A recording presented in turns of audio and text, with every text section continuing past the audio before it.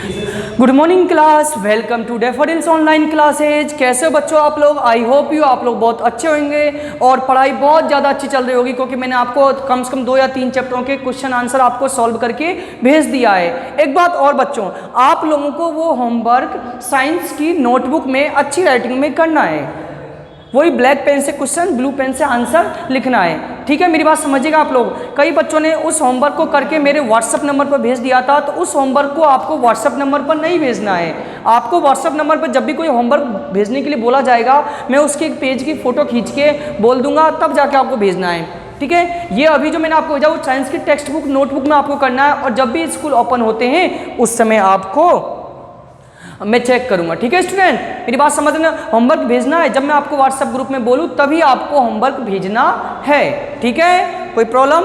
Otherwise कोई problem, समझ में से कोई कंफ्यूजन आ रहा हो तो आप मेरे से कॉल करके डाउट को क्लियर कर सकते हो कि सर होमवर्क कौन सा भेजना है, कौन सा नहीं भेजना है, ऐसा कोई कंफ्यूजन यदि हो। अदरवाइज वैसे मेरे को लगता नहीं किसी बच्चे का कंफ्यूजन होगा। ठीक है, तो स्टूडेंट्स हमारा एसिड बेस और सॉल्ट्स टॉपिक चल रहा था, वो कंप्लीट हो गया है। आज हम एक नया चैप्टर की ओर बढ़ते हैं, chapter number 3, fibre to fabric. क्या है? Fibre to fabric. वही रेशो के बारे में पढ़ेंगे। यदि आपको याद होगा क्लास 6 में भी हमने फाइबर्स के बारे में पढ़ा था, और मैंने आपको पढ़ाया था रेशो के बारे में।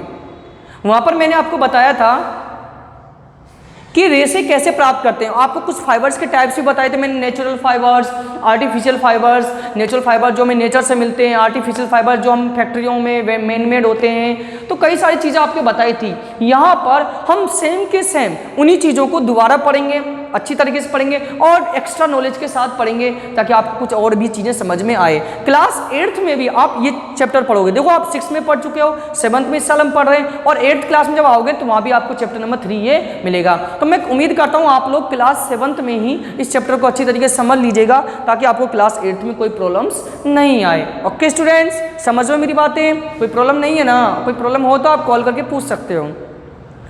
चालू करें? पेज नंबर 40 निकालिएगा सभी बच्चों, पेज नंबर 40 निकालिएगा। हाथ में बुक खोल लीजिएगा और पेंसिल ले लीजिएगा हाथ में। बुक तो सभी के पास आ गई होगी, ऐसा थोड़ी होगा कोई बच्चा जिसके पास बुक नहीं आई है। बुक सभी के पास होगी, मेरी उम्मीद है मेरे को। पेज नंबर 40 और हाथ में पेंसिल लीजिएगा। इंट्रोडक्शन चालू करो। In class 6, you have learned about some fibers obtained from plants. You have also learned the wool and silk fibers are obtained from animals. Class 6 में हमने पढ़ा था कुछ फाइबर्स हमें प्लांट से ऑब्टेंट होते हैं और कुछ फाइबर्स हमें एनिमल से ऑब्टेंट होते हैं। Wool is obtained from fleece, hair of sheep of yak, silk fibres from cocoons in the silk moth. ये भी पढ़ा था कि भेड़ के बालों से, फ्लीस मीन्स बाल, भेड़ के बालों को बोलते हैं, उनसे हम ऊनी कपड़े बनाते हैं। और कोकून, कोया, जो सिल्क वॉर्म्स है, बॉम्बिकस मोराई नाम का इंसेक्ट था, कीड़ा था, उसके कोकून से हम सिल्क फाइबर्स, रेशम के कपड़े बनाते हैं। Do you know which parts of body hails fibres? Are you aware how these fibres are converted into the woollen yarn? क्या आप जानते हो उन रेशों से, उनके बालों से कैसे ऊनी कपड़े बनाए जाते हैं? Do you have any idea? क्या आपको कोई आइडिया है? How silk fibre made from into silk, कैसे उनसे सिल्क के कपड़े बनाए जाते हैं? जो भी कीट वगैरह होते हैं उन रेशों से कैसे सिल्क के कपड़े बनाए। यहाँ हम रेशों से कपड़े बनाना सीखेंगे। Which is woven into sari, उनसे साड़ी कैसे बुनी जाती है। In this chapter we shall try to find answer this question. इस चैप्टर में हम इन्हीं क्वेश्चनों के आंसरों को जानने की कोशिश करेंगे। ठीक है स्टूडेंट्स, तो आओ चैप्टर चालू करते हैं। Wool the animal fibre, wool क्या एक एनिमल फाइबर है। वुल बियरिंग एनिमल्स, तो wool is the common name apply to soft curly fibres obtain mainly from the fleece of domesticated sheep. Wool क्या है? भेड़ों से प्राप्त होने वाला उनके बालों से, कर्ली, उनके घुंघराले बालों से जो रेशे तैयार होते हैं वो वुलन क्लॉथ कहलाते हैं। The other wool bearing animals, और भी कौन कौन जानवर हैं? देखिए, yak, reared in Tibet in Ladakh, angora goats, सीप जो कि कश्मीर में, केमल जो कि राजस्थान में, llama alpaca vicuna reared in South America में, angora rabbits reared Kashmir and Himachal Pradesh. ये सब कहाँ जा पाए जाते हैं? अलग इनके प्लेसेस दिए गए हैं। और इन एनिमल्स से कितना टाइम हो गया? इन